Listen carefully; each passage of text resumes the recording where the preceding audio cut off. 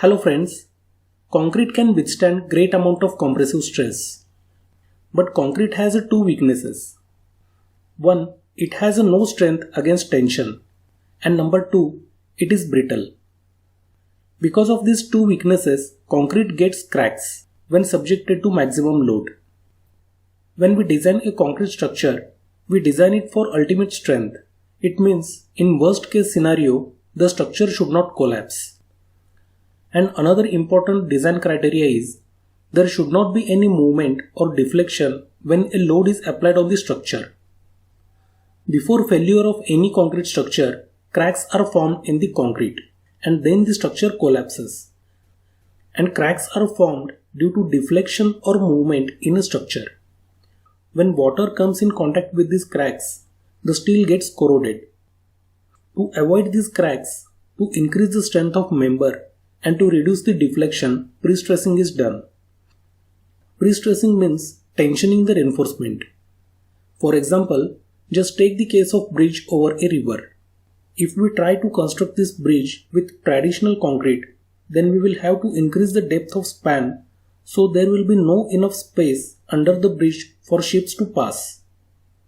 So to have a lower depth, longer span and more strength, prestressing is done. To understand prestressing, look at this concrete member. When we apply load on the concrete member, the member bends like this. You can see compression develops on top portion and tension develops at bottom portion. And due to this elongation at bottom, concrete gets cracks. This is why we add some steel bars at the bottom section and stretch it so that it can resist most of the tension and save concrete from cracking. This is called as prestressing. In prestressing, the tendons are stretched along the axis and concrete is poured. Later, when the tendons are released, the compression is generated at the bottom, which tries to counterbalance the compression due to loading at the top part of the beam. The upward force along the length of the beam counteracts the service loads applied to the member. Prestressing removes design limitations of conventional concrete and permits the building of roofs, floors, bridges, and walls with longer unsupported spans. Because of this ability, prestressed concrete is used in school auditoriums, shopping centers, gymnasiums, parking garages, and cafeterias. It is now commonly used for floor beams, piles, and railway sleepers, as well as structures such as water tanks and runways. Prestressing can be done in two ways. One is pretensioning and other is posttensioning. Let us discuss about pretensioning first. In pretensioning, the steel is stretched before the concrete is placed. High strength steel tendons are placed between two ends and stretched to 70 to 80% of their ultimate strength. Later, the concrete is poured around the tendons and allowed to cure. Once the concrete reaches the required strength, the stretching forces are released.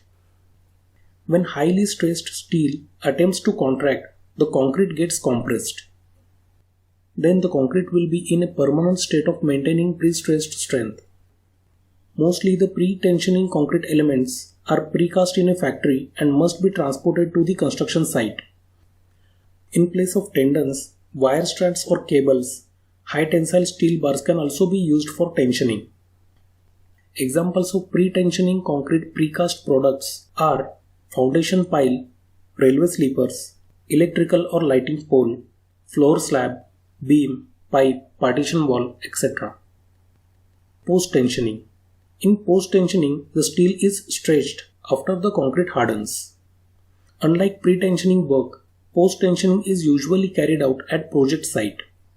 In case of posttensioning, a sleeve or duct is placed into the concrete structure. Concrete is casted and allowed to cure. When the concrete reaches its required strength, the tendons are stretched and locked with anchors. The excess ends of tendons are then cut away and the duct will be grouted and covered with concrete for rust prevention.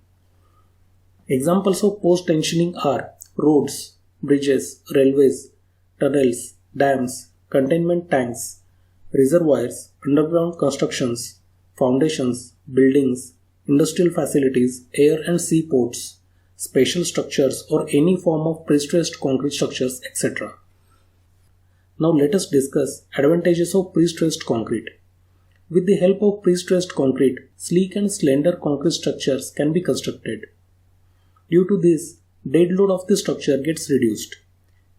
Consumption of materials like concrete, steel is reduced.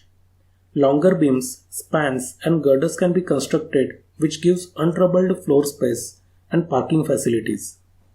It has a long-term durability.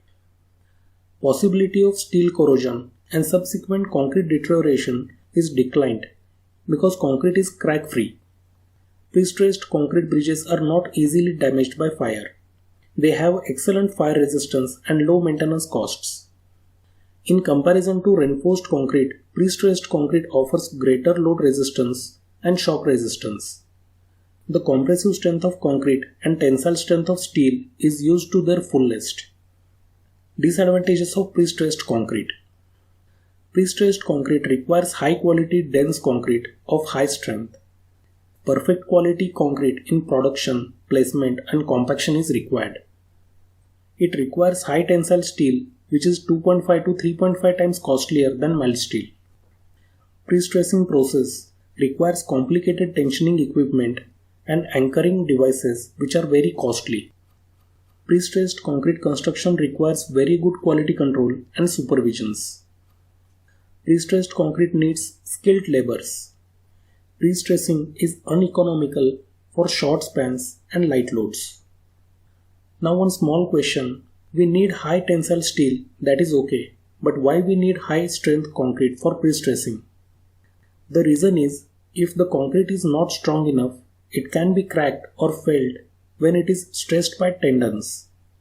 Moreover, high strength concrete is less subjected to shrinkage cracks. It has a higher modulus of elasticity and smaller creep strength. So friends, see you in the next video. Thanks for watching.